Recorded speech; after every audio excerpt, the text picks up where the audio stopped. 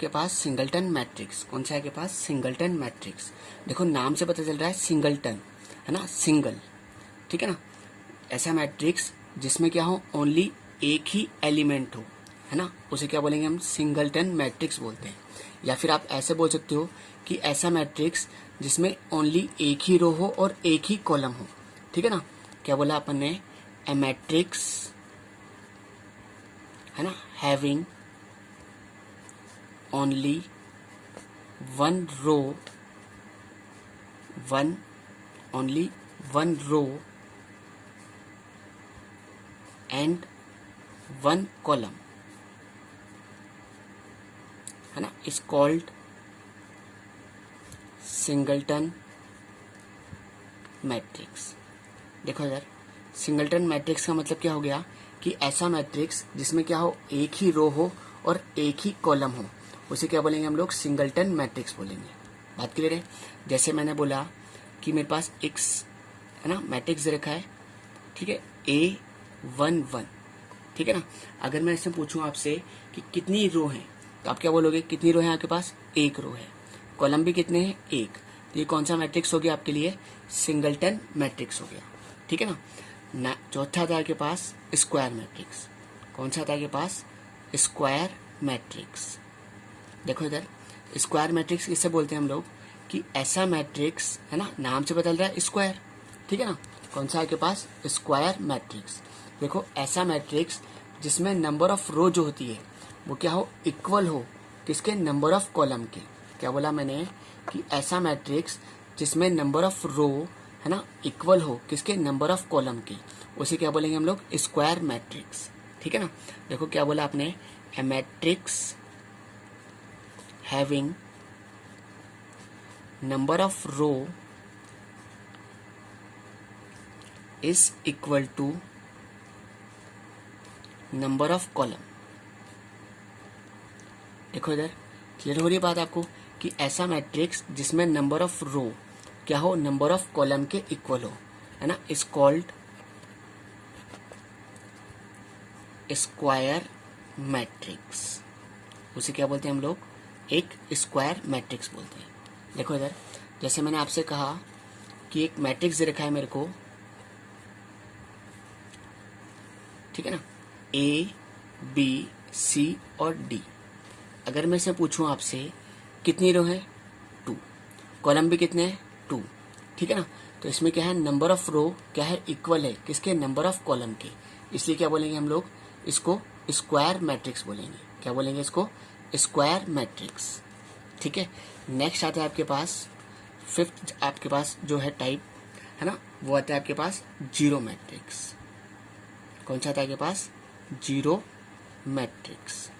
देखो zero matrix बोल दो, चाहे हम चाहते हैं उसको नल मैट्रिक्स भी बोल सकते हैं। क्या बोल सकते हैं इसको? Null matrix. देखो इधर, जीरो या नल मैट्रिक्स, ठीक है ना, इसका मतलब नाम से बोल रहा है जीरो मैट्रिक्स, है ना, या फिर नल मैट्रिक्स, ठीक है ना। देखो इधर, किसे बोलते हैं? कि ऐसा मैट्रिक्स, है ना, जिसके सारे एलिमेंट क्या हो, या तो जीरो हो, उसे क्या बोलेंगे हम लोग? जीरो मैट्रिक्स बोलेंगे, या फिर नल मैट्रिक्स बोलेंगे। क्या बोला हमने? A matrix having all element are zero, है ना, इज कॉल्ड जीरो मैट्रिक्स। उसे क्या बोलेंगे हम लोग? जीरो मैट्रिक्स बोलेंगे, है ना, या फिर नल मैट्रिक्स बोलेंगे। बात क्लियर है? नेक्स्ट आता है आपके पास सिक्स्थ। देखो यार, कौन सा आता है आपके पास? Six, diagonal matrix. कौन सा आता है आपके पास? Diagonal matrix. देखो इधर, सिक्स है आपके पास डायगोनल मैट्रिक्स। देखो इधर, सबसे पहले अगर हम बात करें कि जो डायगोनल मैट्रिक्स है ये हमेशा एक स्क्वायर मैट्रिक्स होना चाहिए, है ना। देखो इधर, ऐसा स्क्वायर मैट्रिक्स, क्या बोल रहा हूं मैं? ऐसा स्क्वायर मैट्रिक्स जिसमें डायगोनल एलिमेंट को छोड़कर बाकी सब क्या हो? जीरो हो, ठीक है ना। क्या बोला हमने? ए स्क्वायर मैट्रिक्स हैविंग, है ना, except diagonal element all are zero, है ना, इज कॉल्ड डायगोनल मैट्रिक्स। उसे क्या बोलेंगे हम लोग? डायगोनल मैट्रिक्स बोलेंगे। देखो मैंने क्या बोला, a square matrix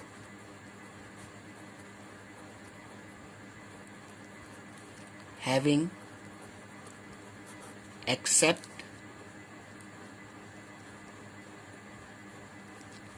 except diagonal element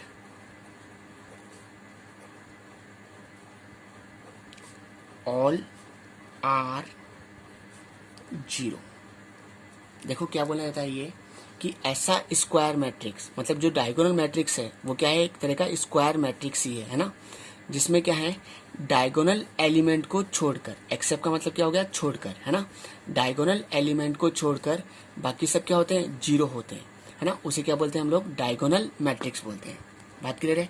जैसे देखो इधर समझो इस बात को, डायगोनल एलिमेंट किसे बोलते हैं, सबसे पहले इसकी बात करते हैं। देखो इधर जिसमें number of row number of column के इक्वल हो, है ना, बात क्लियर हो रही है। जैसे ये आपके डायगोनल एलिमेंट हो गए A11, है ना, ये हो गया A22 और A33, ठीक है ना।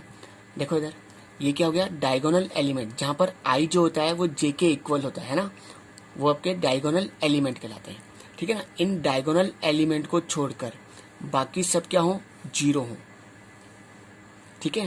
देखो इधर ये भी जीरो होना चाहिए, ये भी जीरो, ये भी जीरो, ये भी जीरो और ये भी जीरो और ये भी जीरो, ठीक है ना। डायगोनल एलिमेंट को छोड़कर, है ना, बाकी सब क्या होने चाहिए, जीरो होने चाहिए।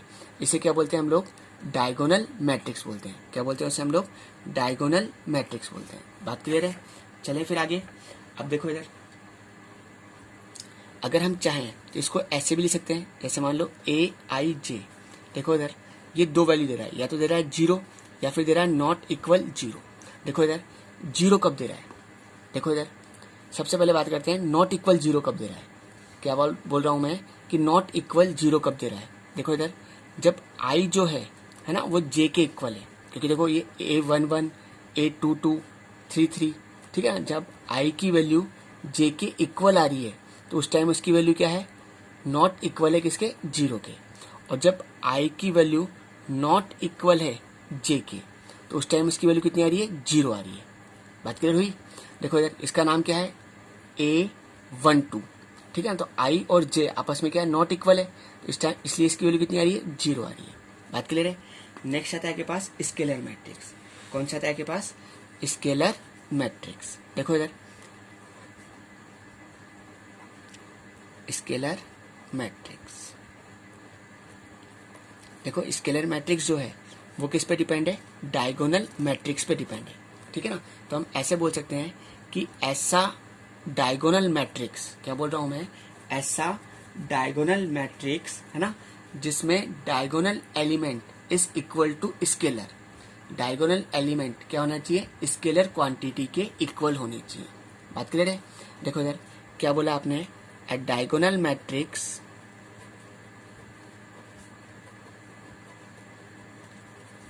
whose diagonal element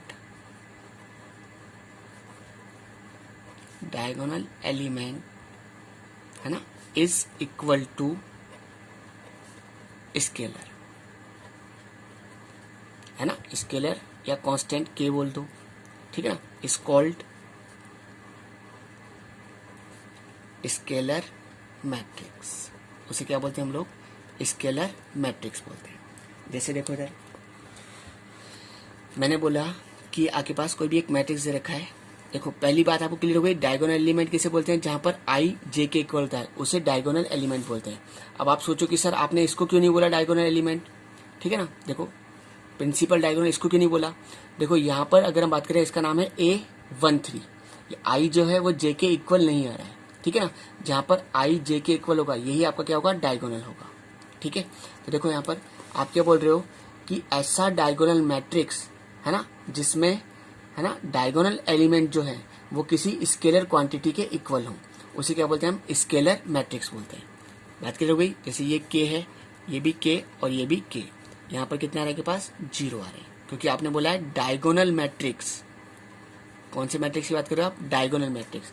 ऐसा डायगोनल मैट्रिक्स, है ना, जहां पर डायगोनल एलिमेंट जो है ना, वो किसी भी कांस्टेंट क्वांटिटी के इक्वल हो, ठीक है ना, उसे क्या बोलते हैं हम लोग, स्केलर मैट्रिक्स बोलते हैं। ठीक है ना। अगर मेरे को इसको शॉर्ट में लिखना है, देखो इधर, अगर मैं इसको शॉर्ट में लिखना चाहूँ तो मैं दो बात बोल सकता हूँ, या तो इसकी वैल्यू आ रही है 0, है ना, या इसकी वैल्यू आ रही है के कब आ रही है, जब आई जो है ना, वो जे के इक्वल है, तो उस टाइम उसकी वैल्यू कितनी आ रही है, के आ रही है ना, बात क्लियर है। और 0 कब आ रही है, जब आई जो है जो जे के इक्वल नहीं है, तो उस टाइम उसकी एलिमेंट की वैल्यू कितनी आ रही है, 0 आ रही है। बात क्लियर है। चलें फिर आगे। अब नेक्स्ट आता है आपके पास आइडेंटिटी मैट्रिक्स। कौन सा आता है आपके पास, आइडेंटिटी मैट्रिक्स, ठीक है ना। हम इसको क्या बोलते हैं, यूनिट मैट्रिक्स ही बोलते हैं। क्या बोलते हैं इसको हम लोग, यूनिट मैट्रिक्स ही बोलते हैं, ठीक है।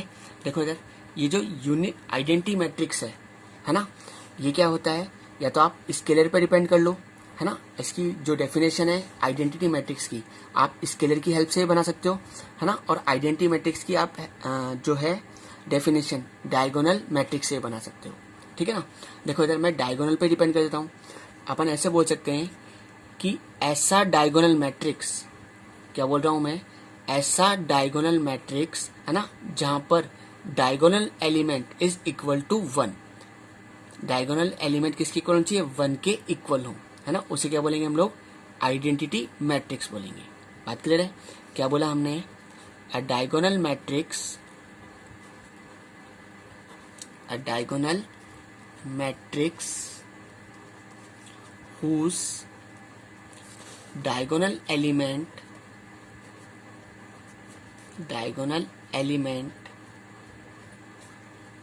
is equal to 1, ठीक है ना। बात क्लियर है। अब यहां पर भी आप कंडीशन डाल सकते हो, k is not equal to 0 and 1, k की वैल्यू 0 और 1 नहीं होनी चाहिए। अगर देखो 0 हो गई तो इसका नाम क्या हो जाएगा, जीरो मैट्रिक्स हो जाएगा, है ना, और 1 होगी तो पता चल जाएगा आपको। देखो क्या बोल रहे हो आप, कि ऐसा डायगोनल मैट्रिक्स, है ना, जिसमें डायगोनल एलिमेंट जो है वो किसके इक्वल होने चाहिए, 1 के इक्वल होने चाहिए, उसे क्या बोलते हैं हम लोग, आइडेंटिटी मैट्रिक्स बोलते हैं। बात क्लियर है। अब देखो डायगोनल मैट्रिक्स खुद एक स्क्वायर मैट्रिक्स था, याद है ना आपको अच्छी तरीके से। तो देखो अगर हम इसकी बात करें तो आप इसको ऐसे बोल सकते हो, ठीक है ना, जैसे मैंने एक थर्ड ऑर्डर का, है ना, एक आइडेंटिटी मैट्रिक्स लिखा है, कितने ऑर्डर का, थर्ड ऑर्डर का, ठीक है, 1 0 0 0 1 0 0 0 1, ठीक है। तो ये क्या हो गया, 3x3, मतलब थर्ड ऑर्डर का एक आइडेंटिटी मैट्रिक्स तैयार हो गया। जैसे मैंने बोला कि सेकेंड ऑर्डर का एक क्या करना है आपको, आइडेंटिटी मैट्रिक्स बताना है, तो क्या हो जाएगा 1 1, ये कितना आ जाएगा 0 और 0, ये क्या हो गया 2x2 का एक आइडेंटिटी मैट्रिक्स तैयार हो गया आपका, ठीक है ना। देखो आपने यही कहा था कि जिसमें डायगोनल एलिमेंट, है ना, की वैल्यू कितनी होनी चाहिए, 1 होनी चाहिए। ऐसा डायगोनल मैट्रिक्स जिसमें डायगोनल एलिमेंट किसके इक्वल होते हैं, 1 के इक्वल होते हैं, है ना, उसे क्या बोलते हैं हम लोग, क्या बोलते हैं उसे हम लोग, आइडेंटिटी मैट्रिक्स बोलते हैं, है ना। नेक्स्ट आता है आपके पास लोअर ट्रायंगुलर मैट्रिक्स।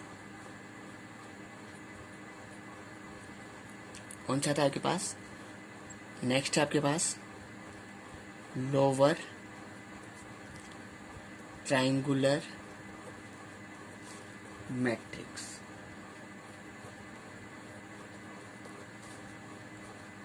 देखो इधर समझो, जैसे देखो मैंने एक मैट्रिक्स कहा आपसे, A11 0 0, A21 A23 0, A31 A32 A33। देखो यार, अगर हम यहाँ पर देखें तो देखो यहाँ पर क्या बन रहा है, नीचे की तरफ देखें तो क्या बन रहा है, एक ट्राइंगल बन रहा है, ठीक है। ये कौन सा हो गया आपका, लोअर ट्राइंगुलर मैट्रिक्स हो गया। देखो इधर, अब आप क्या बोलोगे कि इसकी डेफिनेशन हम क्या बोल सकते हैं, कि ऐसा स्क्वायर मैट्रिक्स जिसमें डायगोनल एलिमेंट के ऊपर वाले एलिमेंट, है ना, डायगोनल एलिमेंट के ऊपर वाले एलिमेंट कितने होने चाहिए, 0 होने चाहिए, उसे क्या बोलेंगे हम लोग, लोअर ट्रायंगुलर मैट्रिक्स बोलेंगे, है ना। बात क्लियर हो गई। क्या बोला आपने, इसकी डेफिनेशन क्या बोलोगे आप लोग, ए स्क्वायर मैट्रिक्स